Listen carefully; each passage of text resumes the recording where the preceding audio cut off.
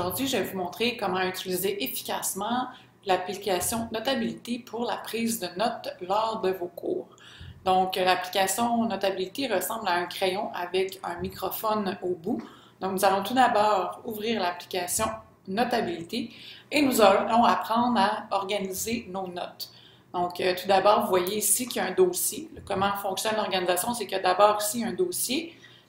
Et si nous ouvrons le dossier, nous avons des onglets qui nous indiquent différents sujets. Donc, dans mon cas ici, c'est écrit université et l'onglet qui est ici, c'est un cours que j'ai suivi. Donc, pour vous montrer comment organiser vos choses, nous, on va d'abord cliquer sur le plus que vous voyez ici. Et nous allons d'abord ajouter des catégories. Donc, une catégorie, la lettre C, donc pour cours. Donc, chacune des catégories seront vos cours. Donc, tout d'abord, nous allons créer un dossier sciences. Et pour le créer, nous appuyons sur catégorie. Nous allons en créer un deuxième qui s'appellera maths. Et nous appuyons sur catégorie. Alors, nous allons créer un autre qu'on appellera français.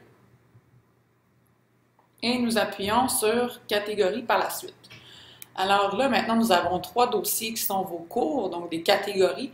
Nous allons ajouter des sujets maintenant. Donc, les sujets sont différents sujets qui sont dans vos cours. Alors, en sciences, par exemple, nous pouvons avoir terre et espace, qui sont des modules en sciences. Et pour le créer, on appuie sur sujet.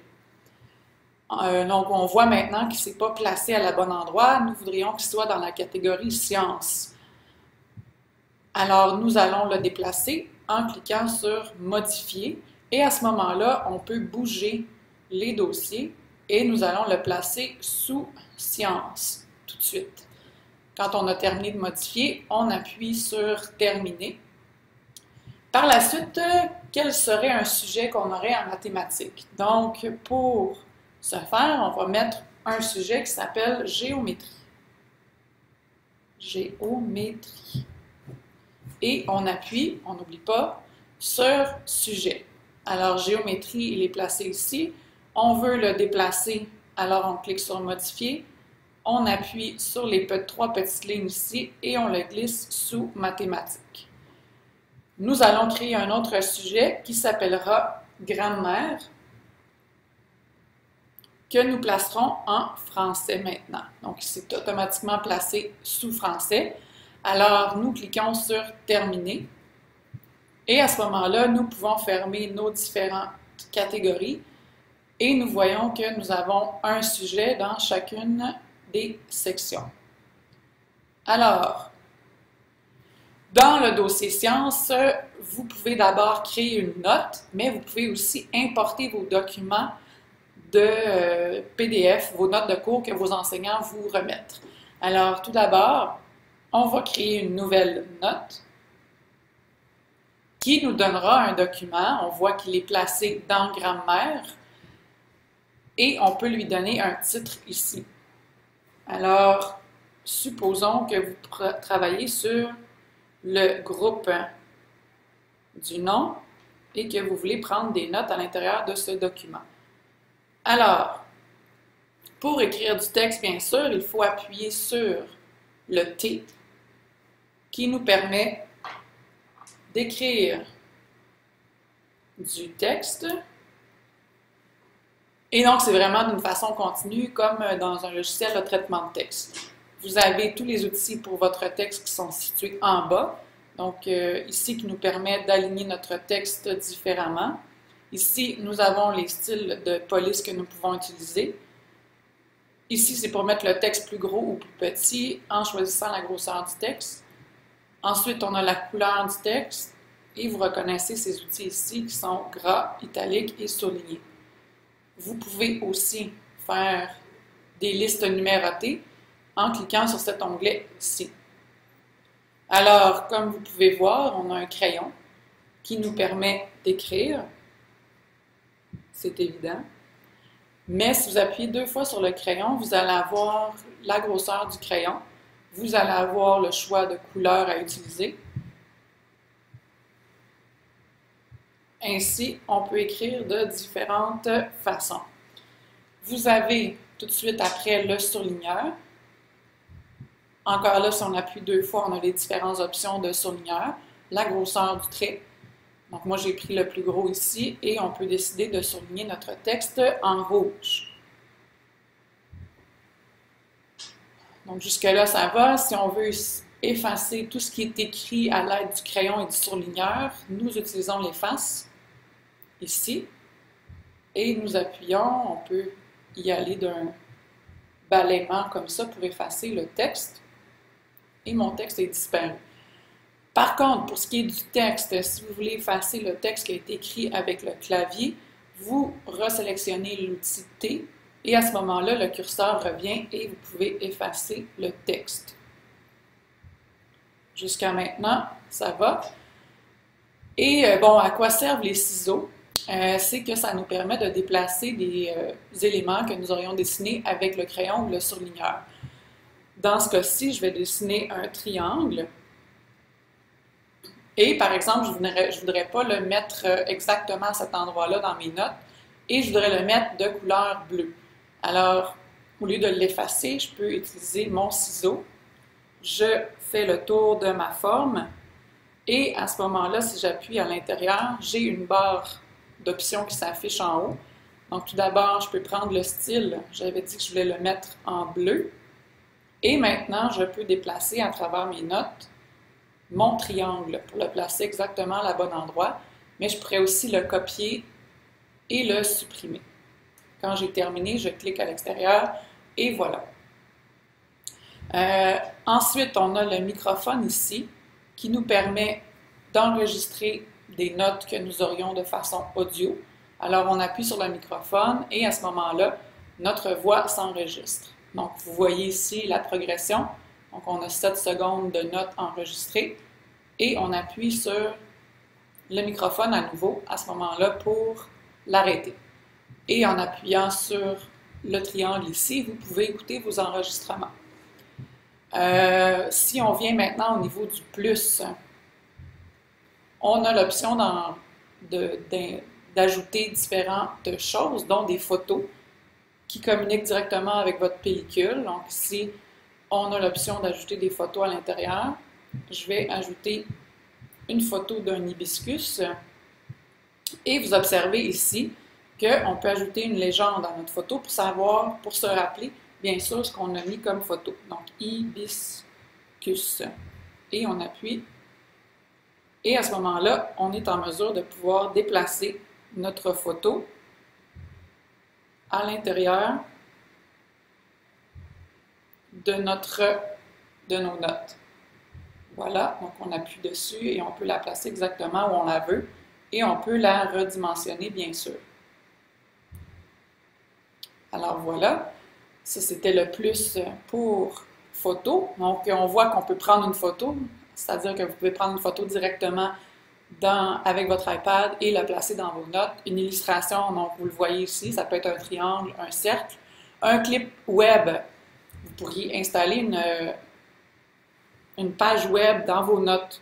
Nous, on va ajouter pour le bien de l'exercice la page Déclic du projet Déclic du collège. On appuie sur Accéder. Et quand on a trouvé la page qu'on voulait ajouter, on clique sur Terminer ici et notre clip web s'installe dans nos notes.